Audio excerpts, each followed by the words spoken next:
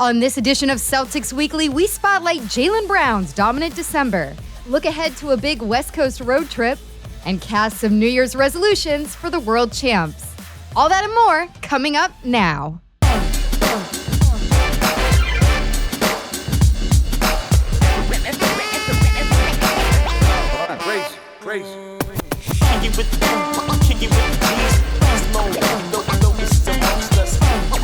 Oh, excuse us. We're just having a little Geno time going into 2025. How embarrassing to be caught with our Geno. We had to do the same thing as the Celtics, right? Absolutely. Yeah. What a way that they wrapped up 2024. It's Celtics Let's Weekly. never do that again. Ever. We're starting every show again. that way. We're starting every show that way. Meghan Ottolini, Marc D'Amico. What a show we have lined up for you guys today. Oh, we will hear from Joe Mazzulla in Small Bites. We will maybe take a look at some stats. We will definitely take a look at some highlights, and that's where we're going to start today. Plays of the week. Let's roll it.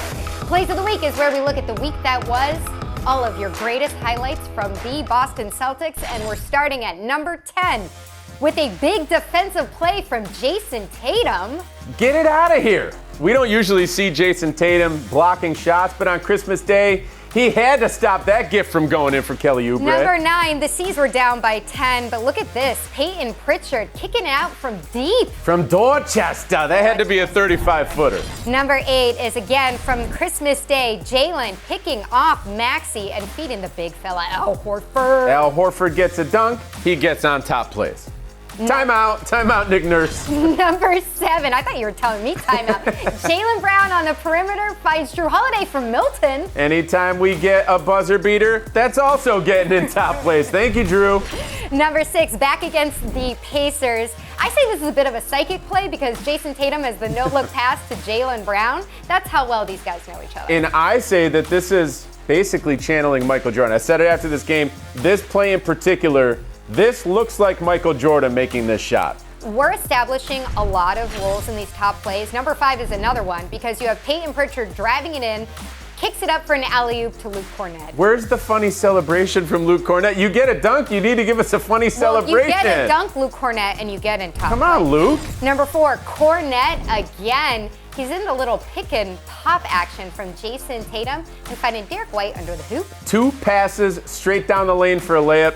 Joe Mazzulla couldn't draw it up any better. How about this one? Number 3 from Jaylen Brown, going lefty, and do you feel strong? This is straight weight room, and he kind of flexes and looks at his defender afterward. That's all you can say about this play. He went right through his defender like a knife through butter and throws it down and gives a little stare down to him.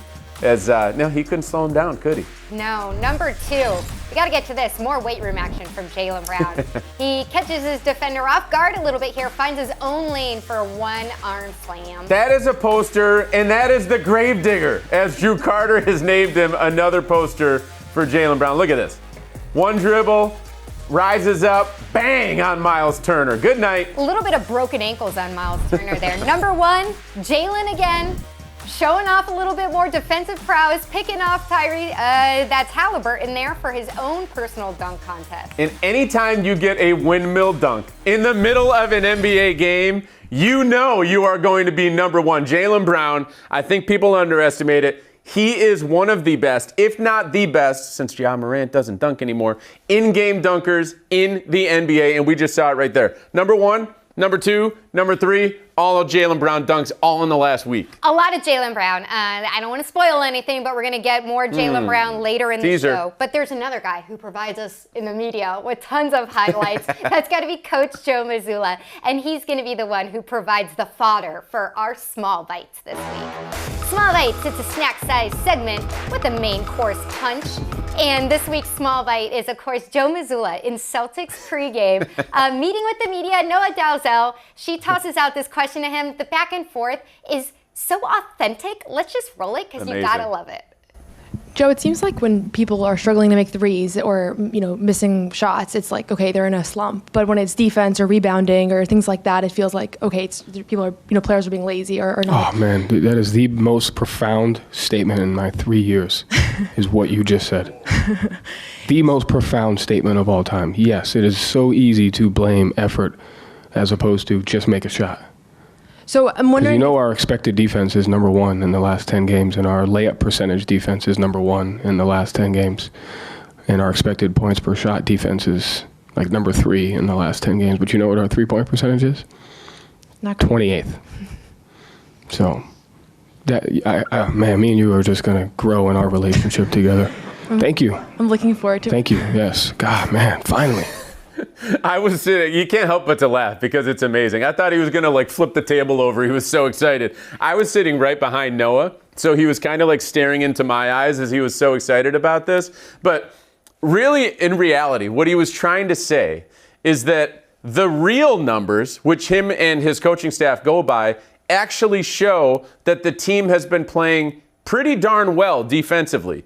I think he said like number 1 in defensive expected field goal percentage, number 2 or 3 in defensive expected points per shot or whatever. But basically he was saying like our defense has been great. We just need to fix a few different possessions. But everyone's been freaking out, acting like the team has been playing terrible all game long for, those 4 out of 6 that the Celtics lost. It wasn't that bad.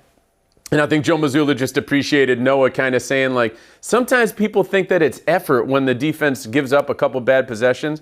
But Joe, in his numbers, and the Celtics numbers are telling him the defense has actually been pretty darn good. Absolutely. And personally, like, I just hate it whenever people try to dumb down defense to effort. It's so much more than that. We got to give credit to our defensive powerhouses for the skill position that Meghan, is. that was profound, what you just said. Yeah. I feel like we're really growing in our relationship, Marc, and I'm excited to see where this goes. This is just the beginning. My God, but if Joe we're talking about effort and defense, well, we got to talk about Jaylen Brown because the week that he had is the reason that we're putting the spotlight on him. We're throwing the player spotlight on one JB. Number 7 player spotlights where we dig into a player's recent stats and performances because they earned it, and nobody has earned it more than Jaylen Brown. Let's take a look at his late December stretch because oh my gosh, has he been on a heater, Marc? He's been unbelievable. We got some highlights here. We've already seen some of those highlights in the plays of the week, but look at some of these accomplishments that he's put up here just in the last week and this month. He just grabbed his 3,000th career rebound the other night.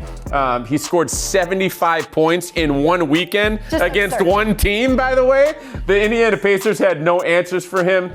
He has been awesome this season. I think people are really overlooking what he's brought to the table. If he can play at this level like slightly more consistently, and I think that's the exact same thing for the Celtics. They just need to be a little bit more consistent, but like he is superstar status right now, and the last week has been the best of the best that you could ever ask for out of him. Absolutely, and I think the context that you sometimes don't always get with the stats and the highlights from Jaylen, he sometimes speaks something into existence with this team, where after the second Pacers game, he says, we got to get back to our defensive identity. Oh, and then what happened? What do you see in the 125-71 points, game that we saw last night against Toronto? So Jaylen, he earned this player spotlight, can't say enough about it. And by the way, his numbers would have been even crazier if the Celtics didn't just demolish the Raptors yesterday, because he would have played in the fourth quarter. He didn't play at all in the fourth quarter, but before he went out, he did log a steal, and that was his 10th straight game with a steal. He is setting a career high right now in steals per game, and that's saying something for a guy who's been a very good defender for his entire career. Absolutely. Well, don't go anywhere because we got to hit a very quick break, but on the other side, we are going to talk to Nick Gallo from OKC. We're also going to try to figure out what happened in the rest of my shirt. Where did that go? Where did that go? So stay tuned.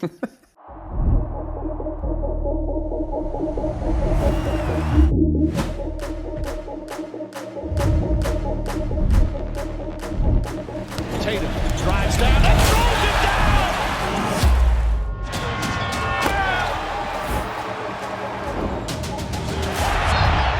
White again! Yes, sir! Here we go. This is his time.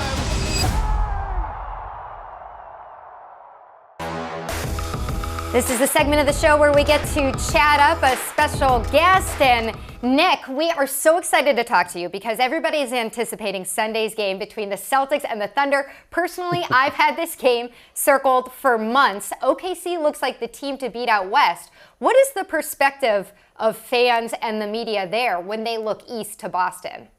Well, obviously immense respect for a team like the Celtics, obviously coming off that win in the championship last year in the NBA Finals, and the way that they just continue to demonstrate their skill on both sides of the ball. I mean, top 10 offense, top 10 defense, and just the star power that the Celtics have up and down the roster, even when they haven't really had full health for most of the season this year. So obviously really impressive, and it's definitely going to be an exciting matchup. I know the fans here in Oklahoma City are always thrilled to see their team play at home, especially having seen so little of this team at home during the month of December. But this homestand, and to cap it off with the Celtics coming into town for an afternoon game, should be really, really special. Nick, that was a beautifully politically correct answer. We want to know if Oklahoma City thinks they're going to play the Celtics in the finals.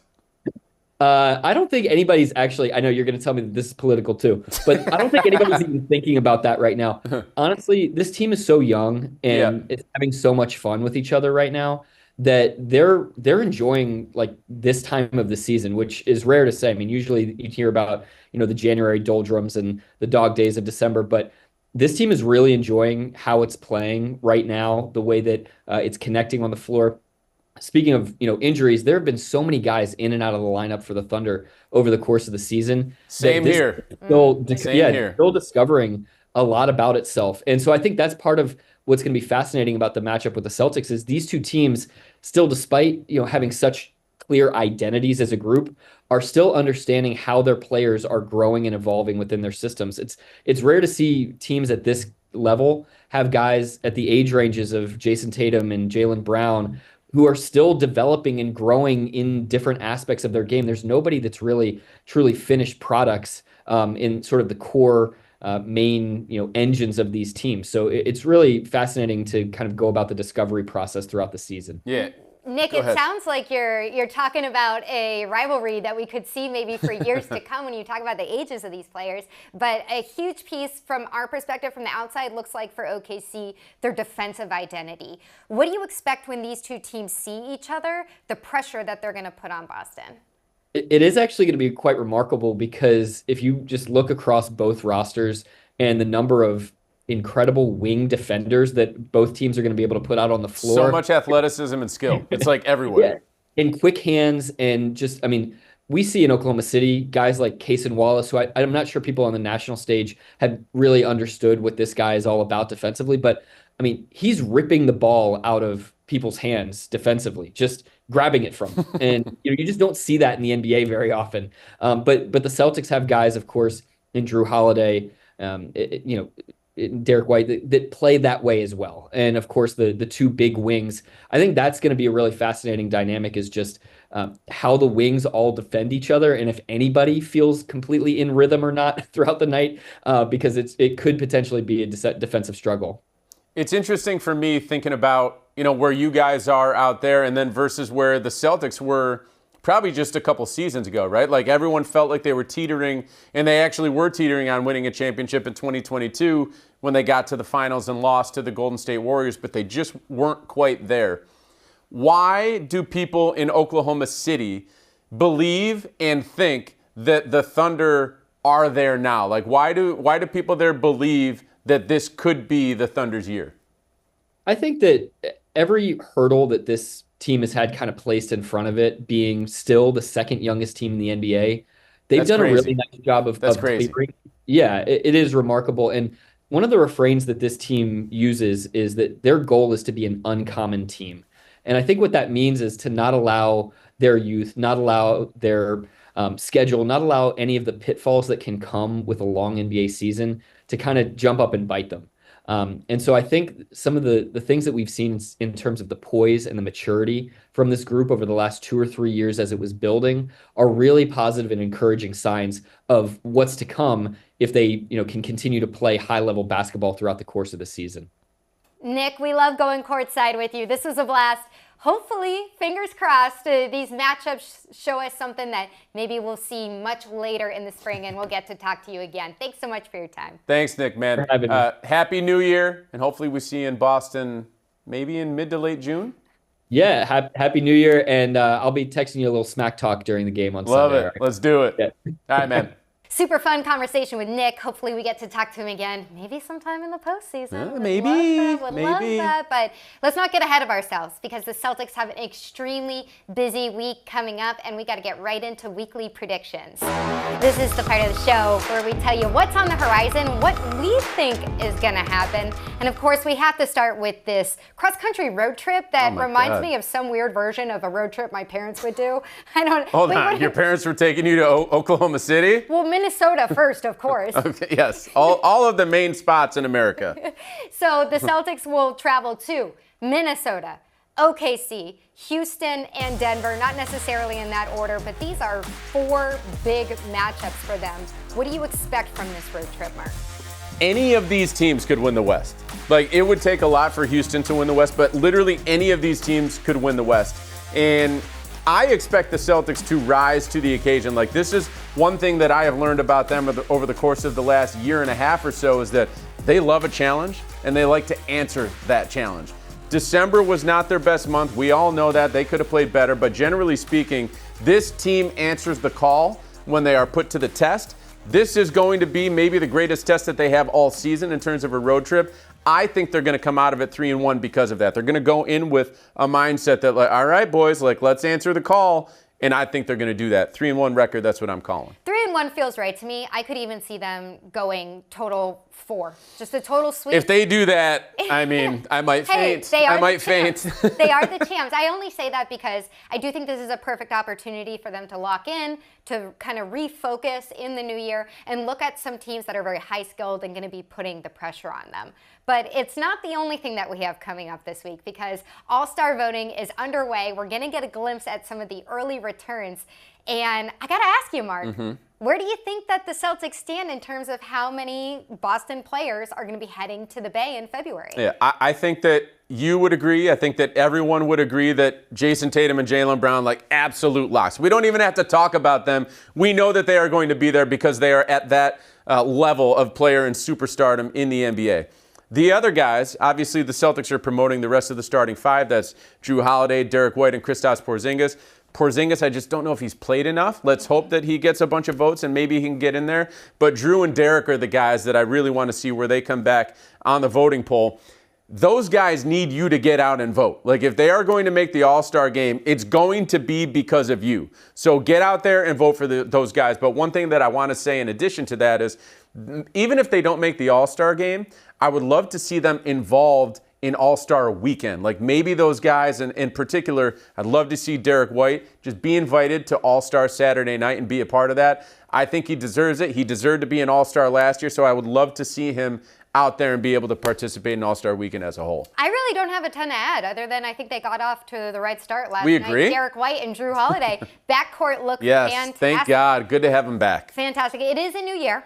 And so we're going to have some New Year's resolutions for the Celtics as if they need the help from us. I'll just start we know everything, so. Yeah, I'll just start with mine.